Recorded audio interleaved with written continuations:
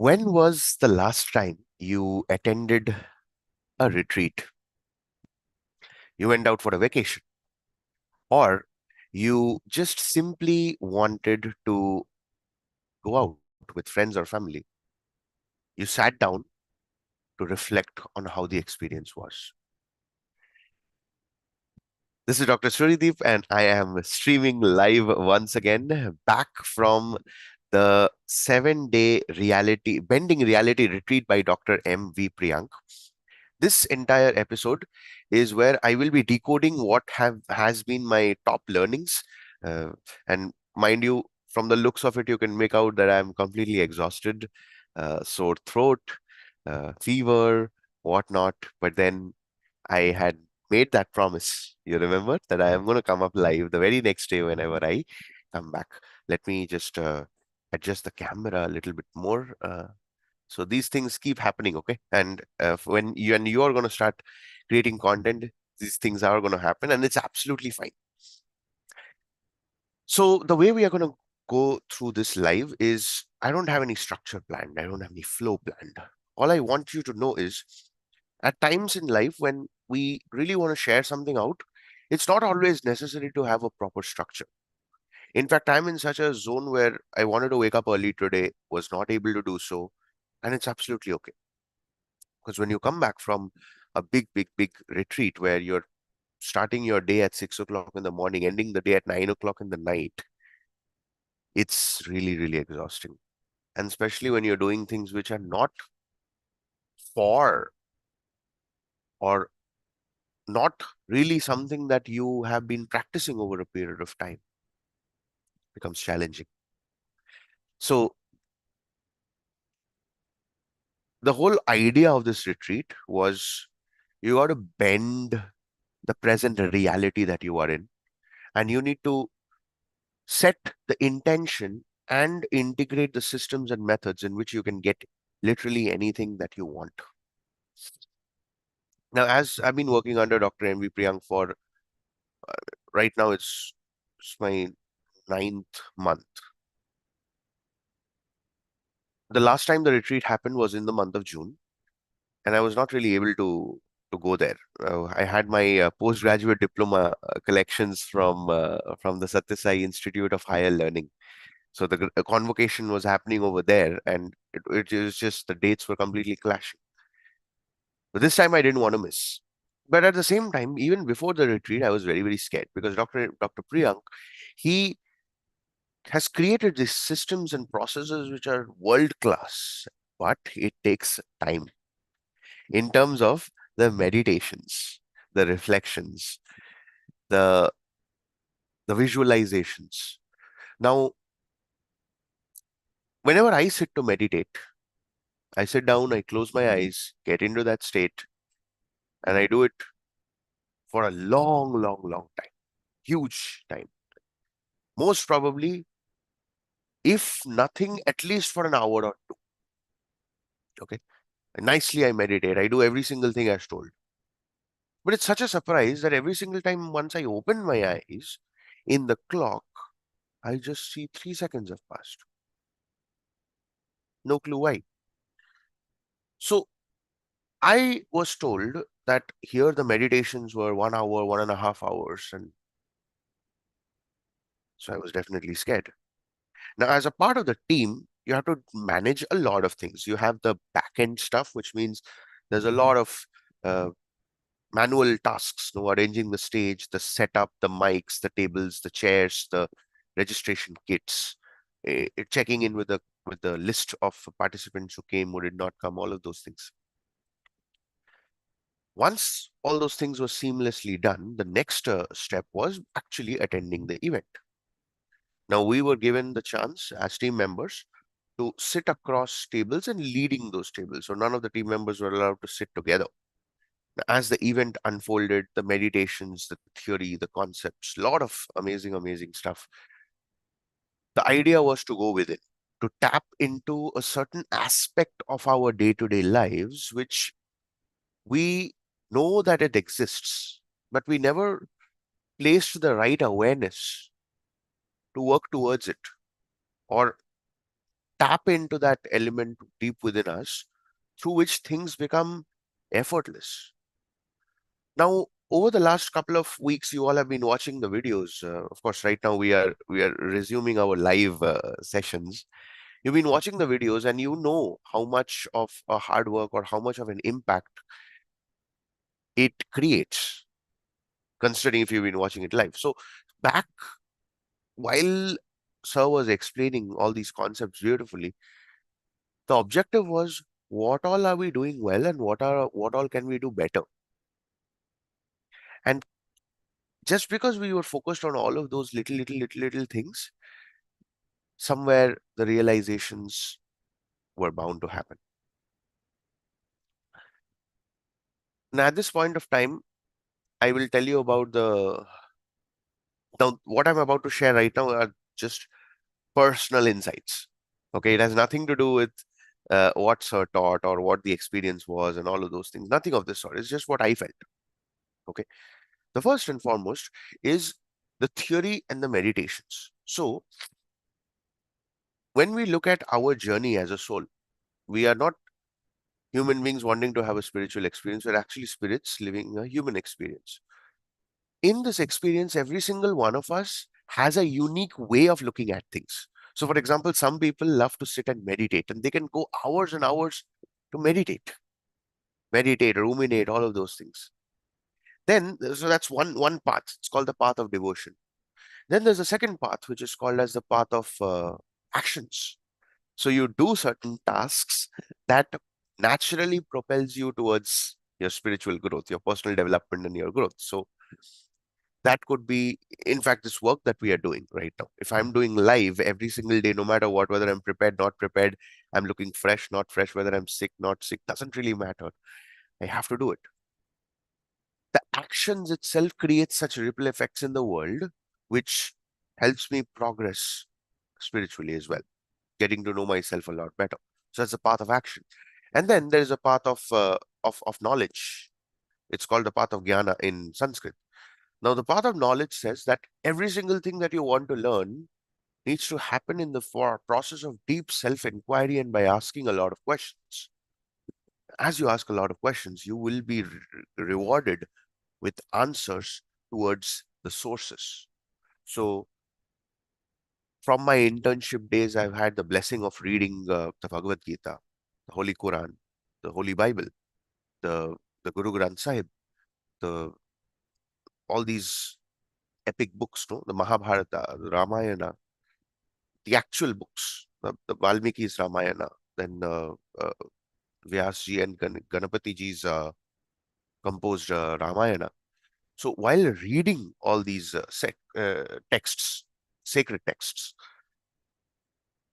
there is so many reflections that keeps happening. Now, in the retreat, we were literally subjected to all those reflections. And personally, for me, it was a path of self-discovery. Firstly, knowing what I don't like, and then finding out what I like. So you're subjected to exercises using a very ancient tool called mudgar. It's like a wooden log, 3 kgs. And with that, we had to make all those, all those swings and everything. It was really intense, personally for me. And I always keep telling I'm not a very big exercise fan as such. And what's more important is something that I don't enjoy, I don't prefer doing it. But then what happened is because I was trying to run away from it, the whole community was like, oh, where is Surya? Where is Surya? Where is Surya? To such an extent where I did receive a couple of scoldings also about this. When you are in the retreat, you're supposed to play at 110%. You've come here to learn. You have to challenge yourself. So, okay, fine. Yeah, I will challenge myself. Why not? And on day 7, I was the best performer. Not because I set the intention to, because I wanted to test myself. And here's a very interesting thing, and correct me if I'm wrong, put it in the chat. Whenever now this is talking about us, okay? I know if you are watching this, which means at some level you are connected to me, okay? As in you resonate with what I say. So if you and I decide that we're going to do something, then we do end up doing it. Then there's no power in the world and the universe that can stop us, isn't it? So I wanted to test that for myself. And as that happened, I was able to do the exercise on day 7. It's not just that.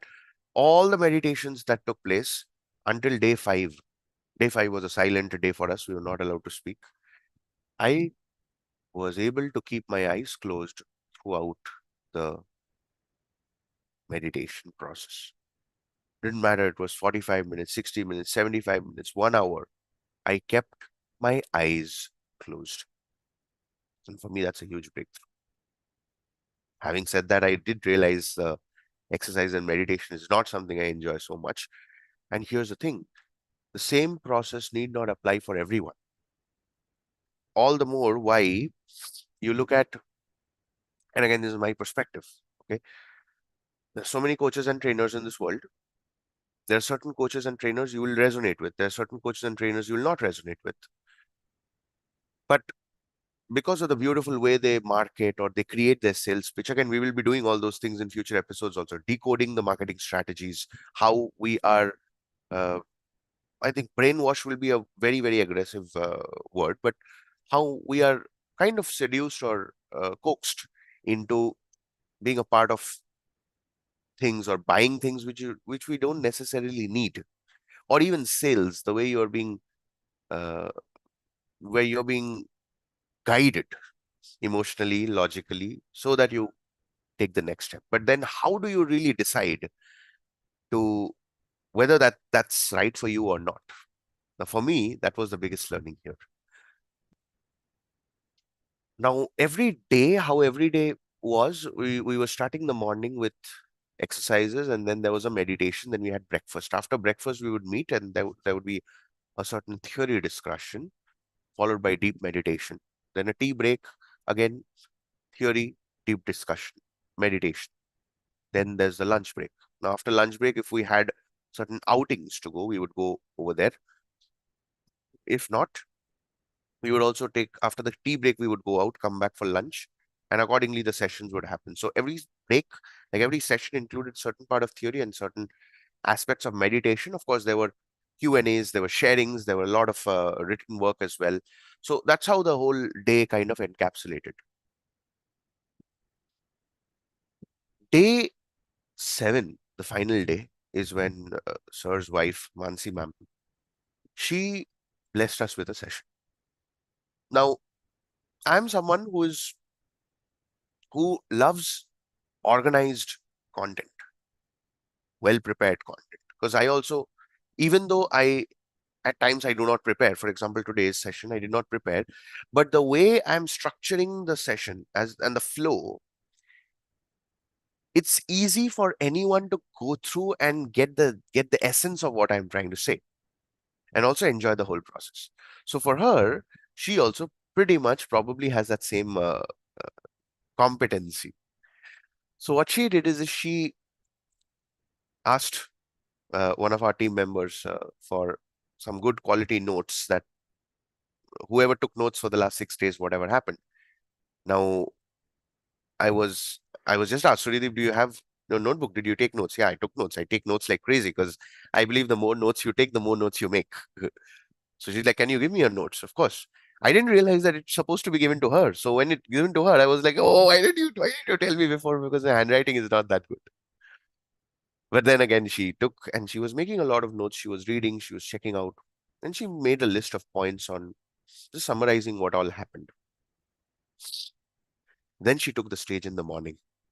And oh my God, did she blow our minds completely.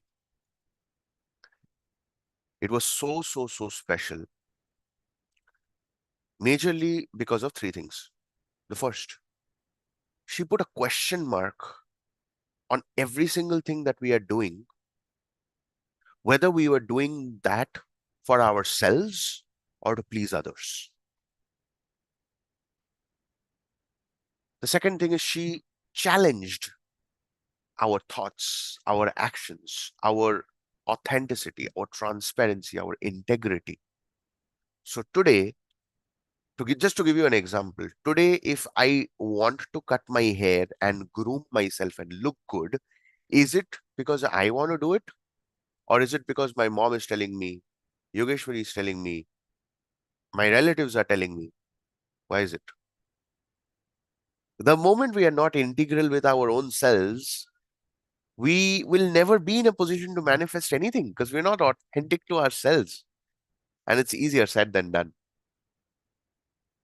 And third, and the most important thing is all these conversations, all these perspectives, all these so called stereotypes, she just took a hammer and nail and broke them all through. There were, I mean, I cried. I just kept crying. A lot of people, I'm sure, there also must have cried. Now, co- going there, spending that 8 days, coming back,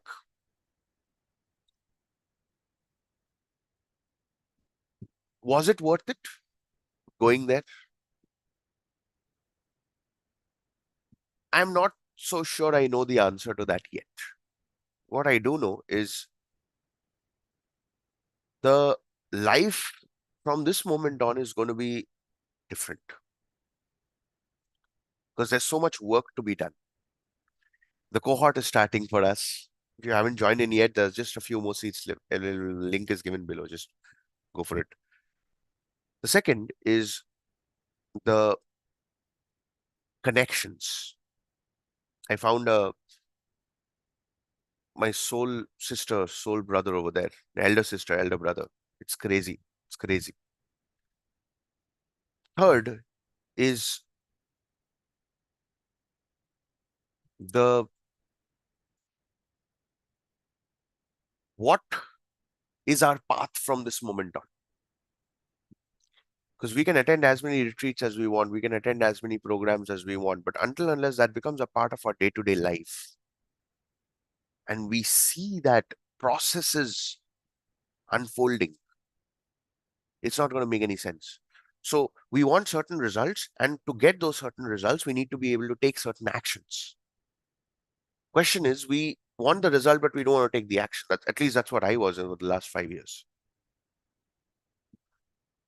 And finally, having that faith. Now, I'm not talking about faith in God or faith in universe, faith in the manifestation and all of those things. Personally, I consider myself an atheist.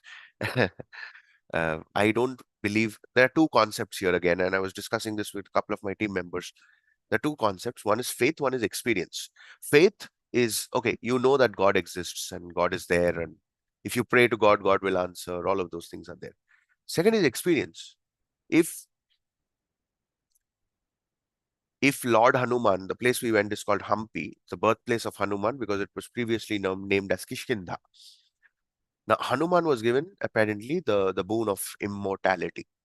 So, if Hanuman is really immortal, and if he wants me to believe in him or experience him, he will be here in front of me in live physical form, in which I can touch him, I can hold him, I can talk to him.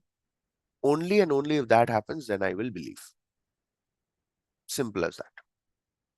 Now, so far, my guru, Bhagwan Sri Satya Sai Baba, he has not yet come in front of me, but he has blessed me with one dream a couple of years back. And every time I see his videos and all, I feel that at least I can see his videos. And of course, he's written his books, so I can read him his books and all that. So, some level, the experience has been there. That's why the faith is there. Now, for all these other different forms of divinity, whether it's Jesus Christ, whether it's all those the avatars and great beings, until unless they are showing their presence and making me feel, it really doesn't make any sense. However, the inquiry, the reflections, the knowledge, the I will not discard anything away. It's all about understanding what are the action steps that I can take so that I can be more aware and receptive towards these experiences. And also at the same time, how can I, so that way what happens is when I'm becoming aware, I'm doing my reading. Let's just say I read Bhagavad Gita once again. Right now I'm 29 years old. It's going to be a completely uh, different set of learnings altogether. Yeah. Then I'm reading the different spiritual books, no, the Holy Bible or Mahabharata, Ramayana, all these sacred texts. There are going to be different forms of learnings and different forms of inquiry as well. So my path of devotion is unlocked through the action steps. The second, the path of action, me making lives, turning these lives into blogs, notebooks, ebooks, workbooks, courses, doing calls, helping more people. This itself is setting the stage for the power packed actions. Okay, doing those calls under Dr. MV Priyank's towards this community, creating those game plans so that more sales happen, so that the next time we don't have to attend a group of 50 people, but rather a group of 500 people. And it's possible. Anything is possible, provided we are taking those necessary actions. And the actions is creating impact in the world. So the path of action is also taken care of. And finally, the path of devotion. Even though I'm not devoted directly to a god or a certain religion or any of those things, being devoted to both the law of the path of action and the path of learning, the path of jnana, the path of knowledge and wisdom, all the three forms of the pathways towards personal development and growth is activated, isn't it? And I wish the same for you as well. For this particular live, I really wanted to create a mind map and structure everything put together and then share. But deep down, I feel sometimes it's always important to just speak your heart out. Over the last 8 days, I've had the chance to hold the mic a couple of times, to ask questions, to share. Every time I've done so, I got the audience response, whether it's through giggles, whether it's through some emotional connect, whether it's like you know, a validation or an agreement to what I was asking, what I was sharing.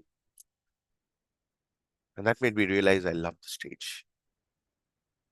And there is going to be a time when we'll have sold out programs. 100 people, 1,000 people, million people, we are going to mesmerize people with the work that we do.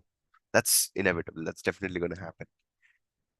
And the fact that this realization is dawned upon right now, it's all about step by step by step by step by step by step, walking towards it, being fully aware, being fully grateful for all the opportunities that we are blessed with. Because anything is possible if we just set that intention and start working towards it. If you've enjoyed this episode, the heart to heart, do share your love in the comments. Do share your learnings in the comments. There are bunch of stuff given below. Just go through it. Join us for our live cohort. We're starting from 1st December. It's going to be crazy. And this is also a very, very important reminder that even though I was not there for I didn't touch my phone much for the last 14 days. I ensured I was available, which means the beauty of technology is you can actually stay omnipresent even though you are away from internet for for a week or two. Loads of stuff to ponder upon. We're going to do that together. This is Dr. Srideep. I want you to know that I love you so, so, so much.